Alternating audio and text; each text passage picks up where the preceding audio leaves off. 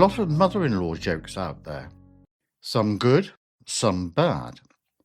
But one Californian woman, Elizabeth Duncan, definitely turned out to be bad and became the mother-in-law from hell to the extent that she resorted to murder. As subsequent events showed, she was conniving, scheming, dishonest, and obsessed, especially with her son. It all came to light when the body of a woman was found in the hills outside of Santa Barbara. What is unusual is when another relative takes a dislike to a son-in-law or daughter-in-law and takes steps to end the marriage. Elizabeth Duncan was born in April 1904 in Kansas City, Missouri, and claimed to have been married 10 times, sometimes bigamously. She would con young men into marrying her by telling them she needed a husband in order to inherit a great fortune, promising them a cut, which they never got. Instead, she fleeced them, either through outright theft or alimony. Over the years, she'd been arrested for a number of offenses, including operating a brothel in San Francisco and passing and forging checks.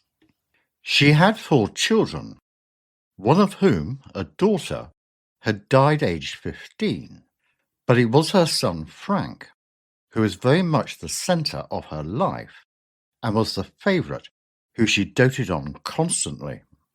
He had lived with his jealous mother his whole life, and this relationship led newspapers to report that his mother's overwhelming love for her son looked unnatural between the two, but stopped short of calling it incest. In 1956, Duncan and her 27-year-old son Frank moved to Santa Barbara. He had graduated as a lawyer and was still unmarried. So all-consuming was her obsession with her son, her days were spent following Frank from courtroom to courtroom and applauding when he won a case. The following year, he had threatened to move out of the flat that they shared and get his own place, with the consequence that Duncan attempted suicide with an overdose of pills. She was hospitalized at St. Francis Hospital, explaining to her doctor that she had taken them because she was afraid Frank would leave her. During her recovery, she was cared for by a nurse called Olga Kopchak. Visiting his mother in hospital, Frank met Olga. They were both aged 30, and they started dating, even though Duncan objected. The furious mother harassed Olga at work and telephoned her daily for 3 months, forcing Olga to change address.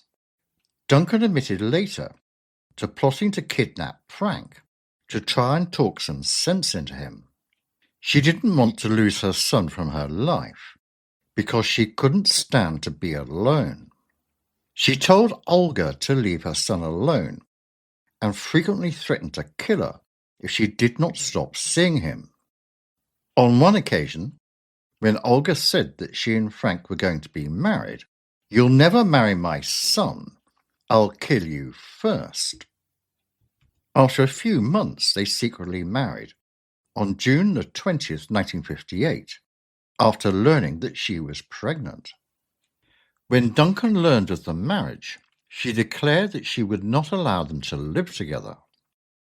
Frank stayed with his mother until the end of June, visiting Olga in her flat. During one of these visits, his mother knocked on the door and angrily demanded that Frank come home. A quarrel broke out, and he left with Duncan to return to her flat. A few days later, he started to live with Olga at another apartment, keeping the new address secret from his mother.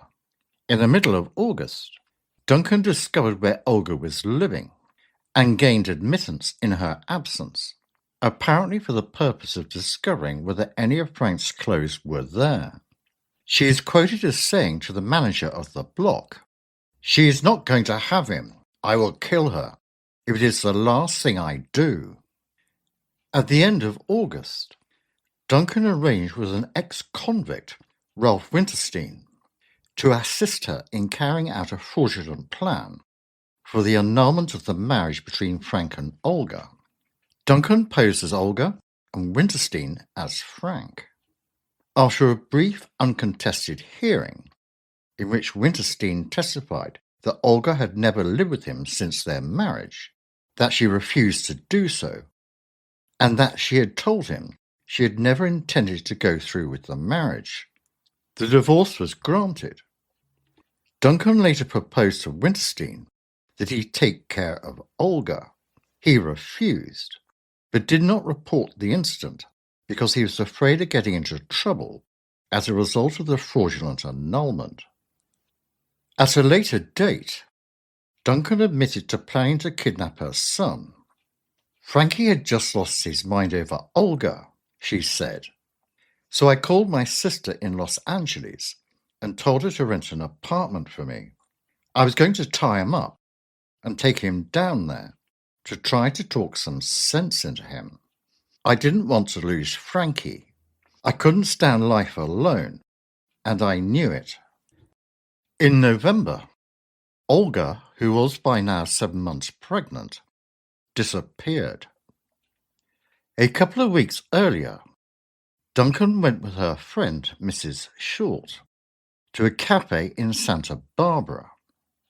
Esperanza Escoval, who with her husband had been charged with receiving stolen property, had Frank as their lawyer, and he had obtained a dismissal of the case and was seeking probation for her husband, who had pleaded guilty. Duncan told Mrs. Escoval that Duncan was blackmailing her and had threatened to throw acid in Frank's face, and she had asked whether she had any friends who would help her get rid of Olga. The reply was there were some men, but she did not know whether they would want to get involved. The next day at the cafe, accompanied by Mrs. Short, Duncan was introduced to two men who were 22-year-old Augustine Moya and 25-year-old Luis Baldonado, and they were told that her son was being blackmailed by Olga and said that she wanted to be rid of her. They discussed how much this would be worth and agreed that she would pay $3,000 when the job was done and an additional $3,000 within 3 to 6 months. They discussed several ideas on how to do this and finally decided that Moya and Baldonado would kidnap Olga and take her across the border to Tijuana, where she would be killed. Moya said that they would need some money up front to cover expenses. They were given $175. Duncan was assured they would both get the job done and that she would be telephoned when everything was taken care of. Moya and Baldonado hired a car from Mrs. Sarah Contreras for $25, borrowed a .22 caliber handgun from a friend, and bought some ammunition, gloves, and adhesive tape. On November the 17th, the two drove to Olga's Santa Barbara flat. Just before midnight, almost 8 months pregnant, she heard a knock on the door. When she opened it, she faced an agitated young man who told her that her husband, Frank, was drunk in a car downstairs and that he needed her to help him get him upstairs. Olga had not seen her husband in 10 days, not since he had packed up and moved back with his mother. Concerned, she accompanied the man, who was Moya, to the car. In the darkened back seat, Baldonado was crouching, pretending to be her husband. When Olga opened the rear door, Moya hit her on the back of the head with the pistol, and Baldonado pulled her into the car. On their way out of Santa Barbara, they drove to the beach, where they stopped because Olga was screaming and struggling. While Baldonado held her, Moya struck her on the head with the pistol, knocking her unconscious and breaking the handle of the gun. Baldonado then tied her up with the tape, and they continued out of town. The killers had planned on going to Tijuana, but a short time later, they had trouble with the car, as the 1948 Chevrolet they had borrowed was in no condition for such an extended journey. Instead of sticking to the plan of going to Mexico, they drove on Highway 101 and turned onto a side road into the hills of Ventura County. Every time their victim came to during the drive, they beat her into unconsciousness. After around 7 miles, they stopped and dragged Olga's body down a small embankment. Because the gun was useless, as it was so damaged it could not be fired, Moya and Baldonado took turns strangling her. After a while, they could not feel her pulse, so figured that she was dead. They then dug a shallow grave at the edge of a drainage ditch with their bare hands and buried her and her unborn child. They left the wedding ring her husband had given her on her taped hands. At the post-mortem, it was found that there was soil in her lungs, indicating she had suffocated after being buried alive. When Moya and Baldonado returned to Santa Barbara, they disposed of their blood-stained clothes and the seat covers of the car. The next day they told Mrs. Contreras that the seat covers had been burned by a cigarette, and that they would fix them or give her the money for repairs. Moya phoned Duncan that the job had been done and that they had performed their part of the bargain.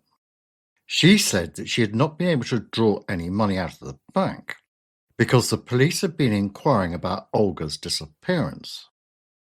The following day, she cashed a check which her son had given her to pay for a typewriter, and met Moya and handed him an envelope containing $150. Suspicious and grief-stricken, Frank informed the police and said that he was afraid his mother was involved in Olga's disappearance. For the authorities, things started to click into place. The suspicions increased over Duncan's possible involvement when it was discovered had illegally obtained an annulment for his son and his wife by hiring Frank Winterstein to pose as Frank while she posed as Olga. Then in December, Ventura authorities arrested Moya on charges of a parole violation and Baldonado for non-payment of child support, and Duncan for the sham annulment she'd attempted. A few days after Moya was arrested, on December the 21st, he asked to see a minister, and Reverend Floyd Gressett came to the jail. When he talked to the preacher, he got on his knees and asked God to forgive him. It wasn't long before he confessed to detectives that he had murdered Olga with the help of Baldonado and outlined the plot that was instigated by Duncan, who would always insist on her innocence. He led the police to where Olga's body was, and nearly a month after she went missing, investigators found her body in the shallow grave at Casitas Pass. Baldonado also confessed that he and Moya had committed murder, instigated by Duncan. Frank Duncan, as her lawyer, got his mother's bail reduced from $50,000 to $5,000, then promptly went into hiding. Olga's father, Elias Kopchak, travelled from his home in Canada, but could not bring his daughter's remains back until her now missing husband, by law her next of kin, was located. The trial began on February the 24th, 1959. Duncan testified that Moya and Baldonado attempted to blackmail her, refuting the accounts of every witness called by the prosecution, including Moya and Baldonado. Duncan denied any knowledge or involvement in Olga's murder, and said the payments to Moya and Baldonado were made because Esperanza Escobar had threatened her because she was unsatisfied with Frank's legal advice to her husband. The jury didn't buy it. Moya and Baldonado had confessed to the police that they'd killed Olga Duncan, and in their confessions said that Duncan had hired them to do the killing.